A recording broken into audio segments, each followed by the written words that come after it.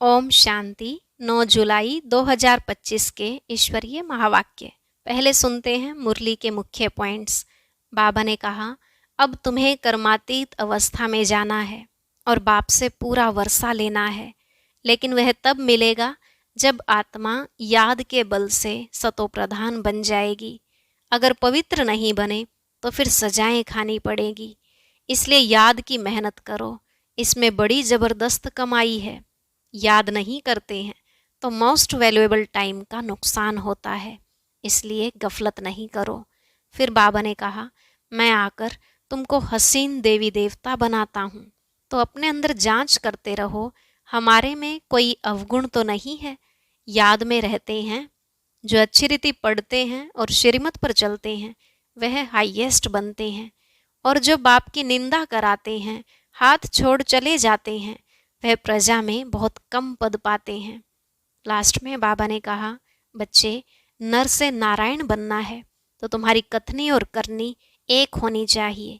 पहले अपनी अवस्था को देखना है, तुम्हें मुख में मुहलरा डाल लेना है, अर्थात सदा अपने शांत स्वधर्म में स्थित रहना है।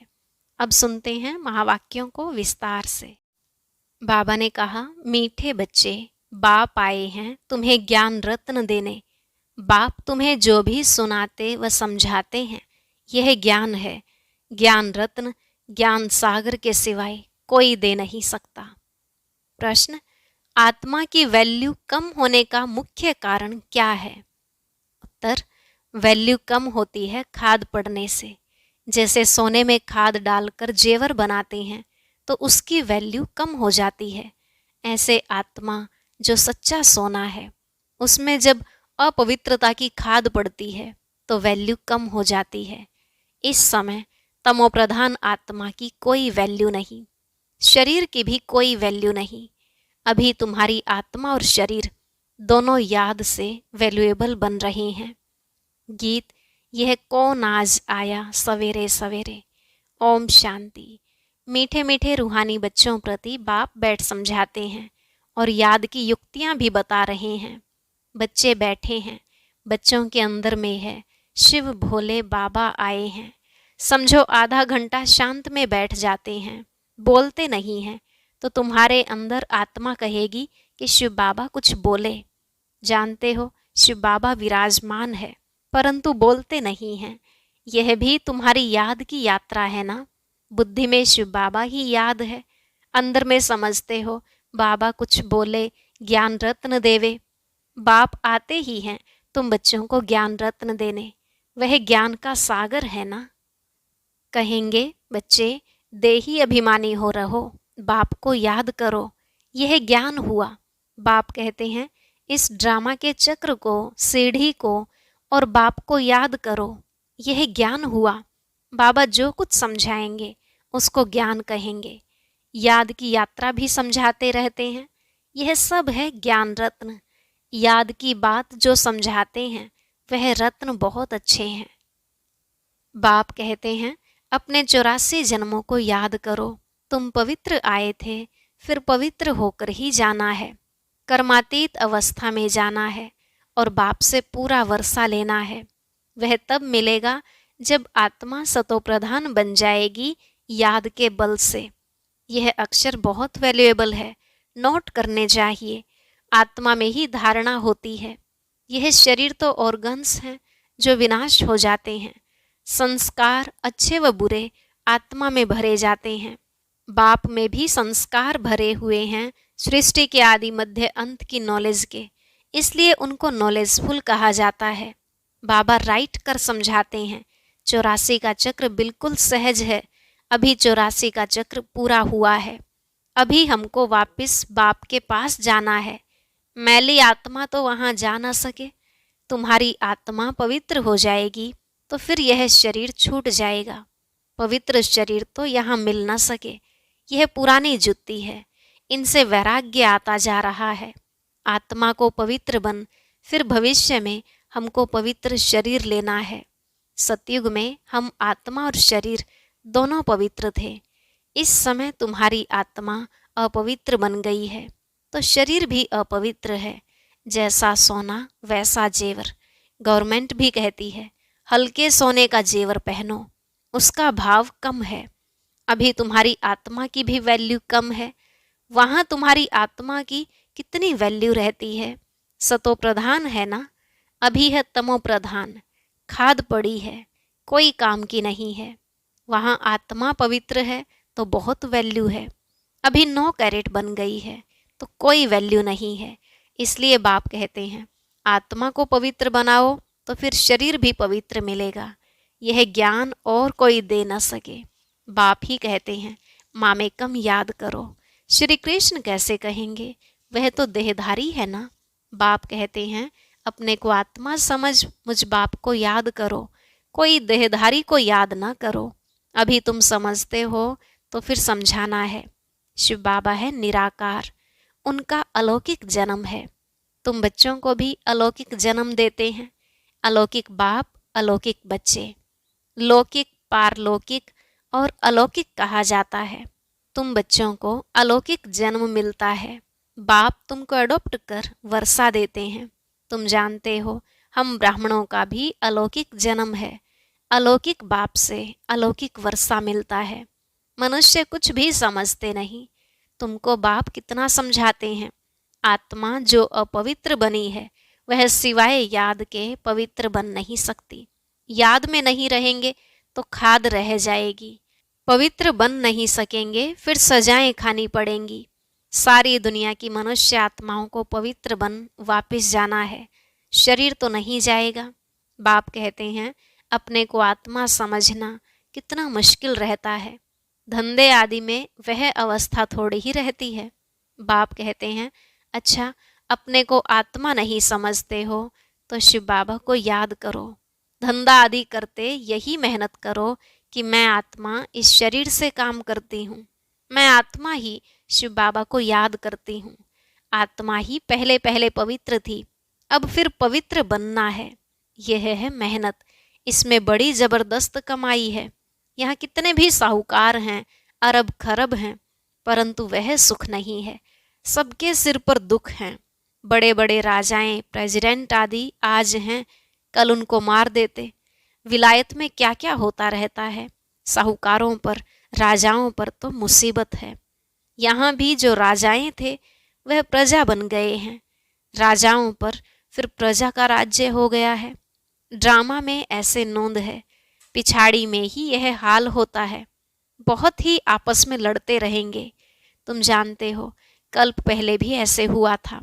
तुम गुप्त वेश में दिल व जान, सिख व प्रेम से अपना गवाया हुआ राज्य लेते हो। तुमको पहचान मिली है, हम तो मालिक थे, सूर्यवंशी देवताएं थे। अभी फिर वह बनने के लिए पुरुषार्थ कर रहे हो, क्योंकि यहाँ तुम सत्यनारायण की कथा सुन रहे हो ना। बाप द्वारा हम नर से नारायण कैसे बने। बाप आकर राजयोग सिखलाते हैं। भक्ति मार्ग में यह कोई सिखला ना सके। कोई भी मनुष्य को बाप, टीचर, गुरु नहीं कहेंगे। भक्ति में कितनी पुरानी कहानियां बैठ सुनाते हैं। अब तुम बच्चों को 21 जन्म विश्राम पाने के लिए पावन तो जरूर बनना पड़े। बाप कहते हैं अपने को आत्मा समझो। आधा कल्प तो ड्रामानुसार देह अभिमानी हो रहते हो, अब देही अभिमानी बनना है। ड्रामानुसार अब पुरानी दुनिया को बदल नया बनना है। दुनिया तो एक ही है, पुरानी दुनिया से फिर नई बनेगी। नई दुनिया में नया भारत था तो उसमें देवी देवता थे। कैपिटल भी जानते हो, जमुना का कंठा था, जिसको परिस्तान भी कहते थे। वहाँ नेचुरल ब्यूटी रहती है। आत्मा पवित्र बन जाती है तो पवित्र आत्मा को शरीर भी पवित्र मिलता है। बाप कहते हैं मैं आकर तुमको हसीन सो देवी देवता बनाता हूँ। तुम बच्चे अपनी जांच करते रहो, कोई हमारे में अवगुण तो नहीं है। याद में रहते हैं, पढ़ाई भी पढ़नी है। यह है बहुत बड़ी पढ़ाई, एक ही पढ़ाई है। उस पढ़ाई में तो कितने किताब आदि पढ़ते हैं। यह पढ़ाई है ऊंचते ऊंच, पढ़ाने वाला भी है ऊंचते ऊंच शिव बाबा। ऐसे नहीं कि शिव बाबा कोई इस दुनिया का मालिक है। विश्व के मालिक तो तुम बनते हो ना। कितनी नई नई गुह्य बातें तुमको सुनाते रहते हैं। मनुष्य समझते हैं परमात्मा सृष्टि का मालिक है। बाप समझाते हैं, मीठे मीठे बच्चों, मैं इस सृष्टि का मालिक नहीं हूँ।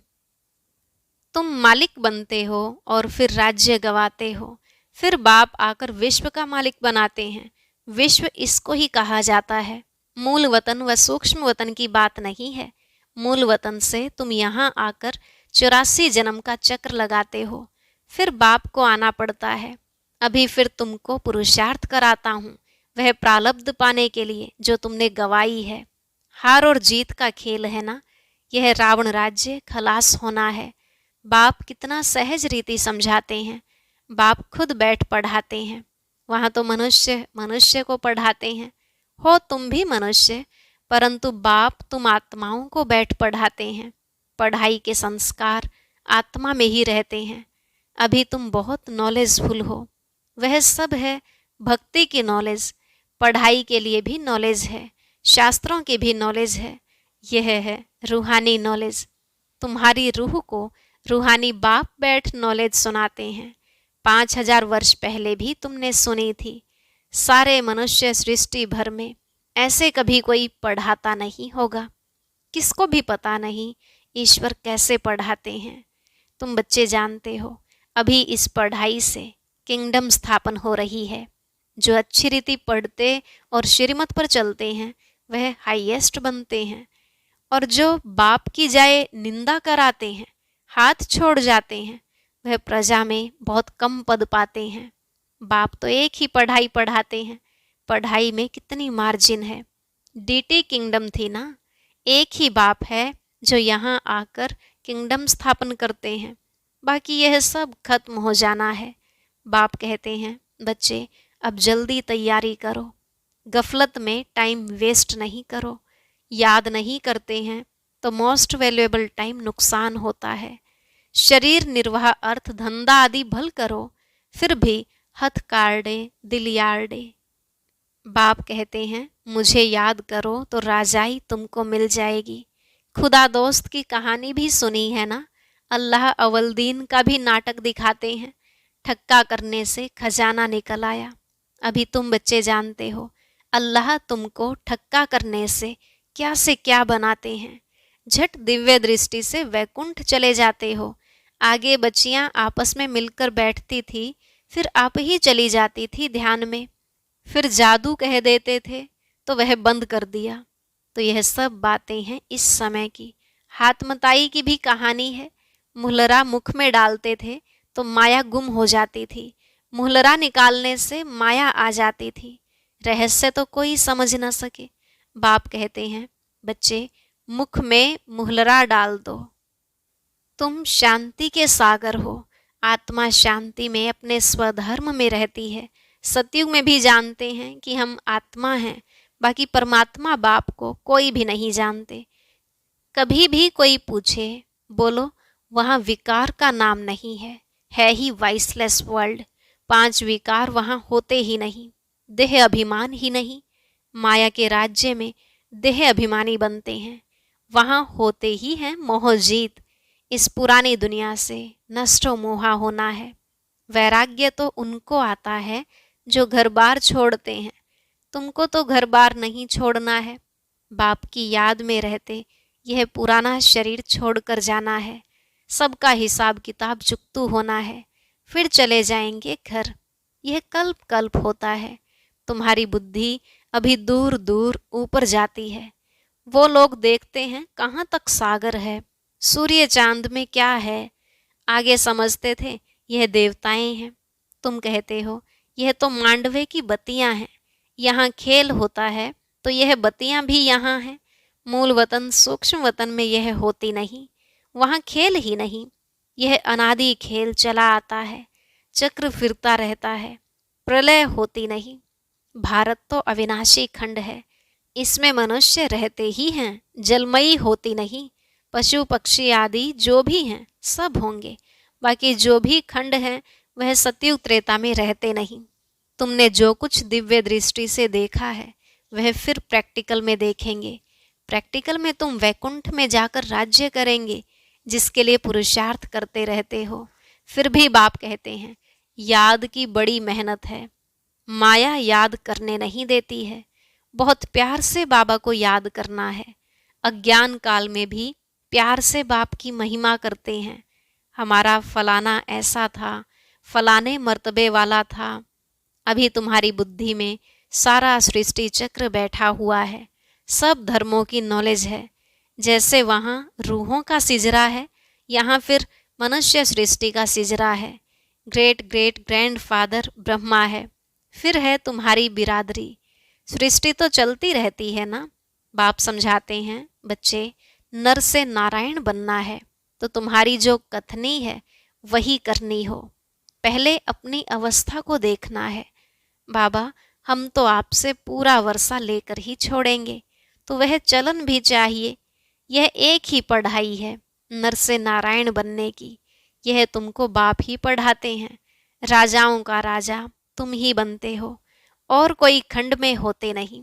तुम पवित्र राजाएं बनते हो। फिर बिगर लाइट वाले अपवित्र राजाएं पवित्र राजाओं के मंदिर बनाकर पूजा करते हैं। अभी तुम पढ़ रहे हो। स्टूडेंट टीचर को क्यों भूलते हैं? कहते हैं बाबा माया भुला देती है, दोष फिर माया पर रख देते हैं। अरे याद तो तुमको करना है। मुख्य टीचर एक ही है, बाकी और सब हैं नायब टीचर्स। बाप को भूल जाते हो। अच्छा, टीचर को याद करो। तुमको 3 चांस दिए जाते हैं, एक भूले तो दूसरे को याद करो। अच्छा, मीठे मीठे सिकिलधे बच्चों प्रति माता पिता बाप दादा का याद प्यार और गुड मॉर्निंग। रूहानी बाप की रूहानी बच्चों को नमस्ते। रूहानी बच्चों की रूहानी बाप दादा को नमस्ते नमस्ते, गुड मॉर्निंग, शुक्रिया बाबा, शुक्रिया। धारणा के लिए मुख्य सार।